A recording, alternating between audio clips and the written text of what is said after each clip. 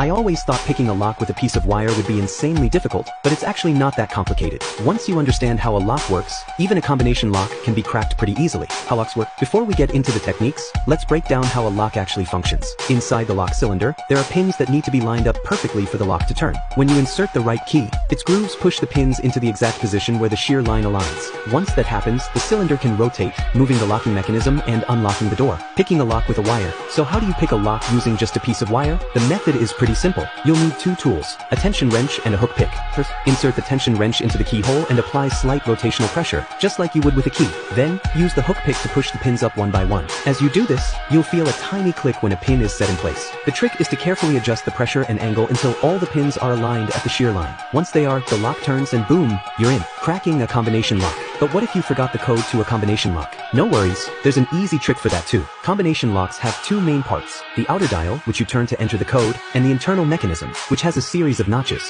When the correct numbers line up, those notches allow the lock to release. If you don't know the code, you can figure it out by feel. Start by pulling gently on the shackle, the metal loop at the top, as if you're trying to open it. While keeping that tension, slowly turn the dial. When you hit the right number, you'll feel a slight increase in resistance. That's the internal notch catching. Do this for each number, paying attention to where the dial feels different. Once all the numbers are in the right spots, the lock will pop open. Pretty cool, right?